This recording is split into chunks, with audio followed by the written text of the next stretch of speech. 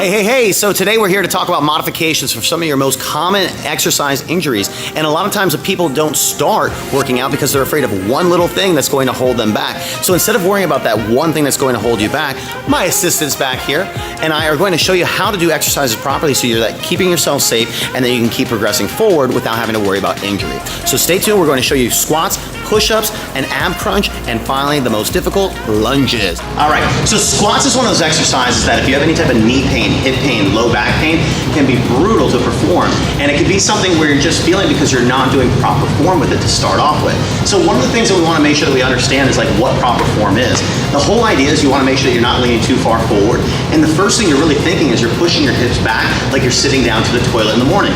You don't reach back and feel where it is. You don't put your hand on the seat because that's gross. So you want to do the same exact thing.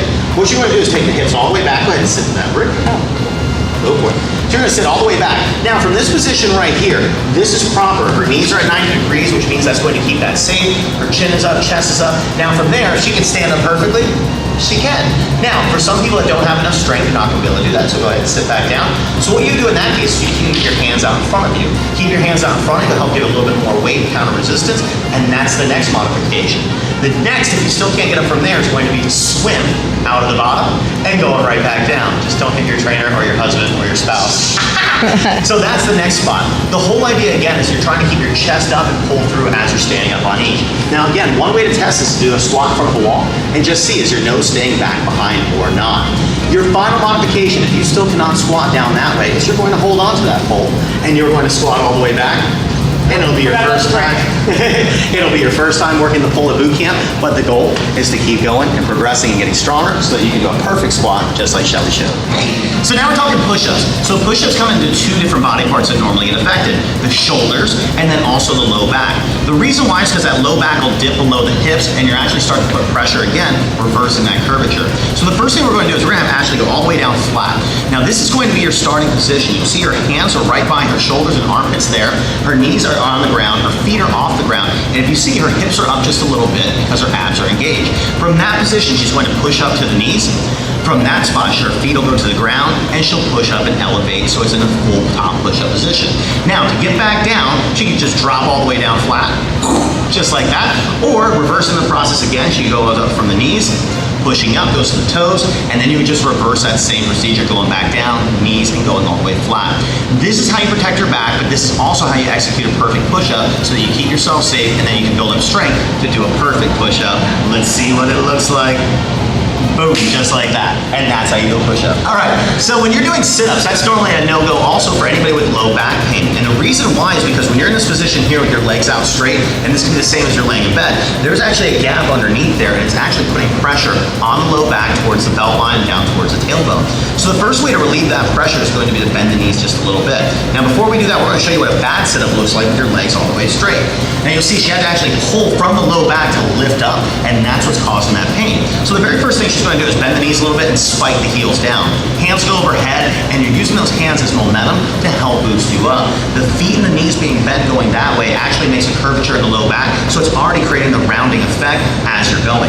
Now, if that's still too difficult, you'd be surprised, but actually adding weight is going to make it actually easier. So she's going to swing that, it's going to give leverage and momentum, and swing the weight back up. And again, still keeping the knees bent, the heels spiked to create that margin in the low back.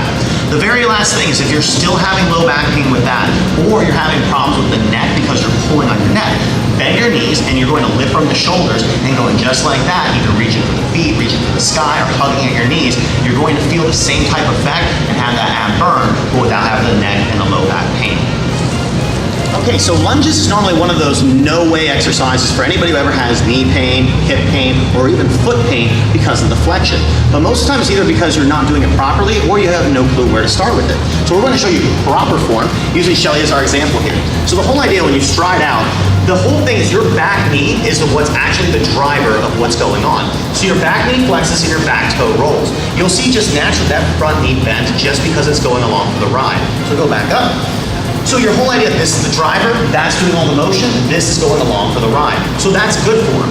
One of the things that people do poorly though is they think that they need to lean forward more and they think that by using their hands they're going to help. Well, if you see there's no real bend going on this backside, but then all of your body weight, 100%, is going onto that front leg, causing a lot of knee pain. So now we're going to apply this to a walking lunge. So we're going to start back a little bit. So with a walking lunge, it's a long stride. The back knee does the initial bend, and the back toe does the other bend. That front leg just goes along for the ride, and that's perfect form. Now, we're going to show you poorly. So that way. So leaning forward like that. Again, all her body weight's going up over her front leg. You can see her posture's down forward, your lungs are down, your air is down, and that's not going to work right. So again, you're trying to keep everything upright, keep your body in the center. Your very last modification, if you either gravitationally challenge, balance challenge, or just don't have enough strength, you're going to either use one of the poles that we have here at boot camp, or you use one of the bats. So the whole idea is you would hold that, and again, you're trying to get a deep enough stride, and you're using only your back leg to flex and go up and down, and get it up and down going that way. You look like you're from, what's your show you like?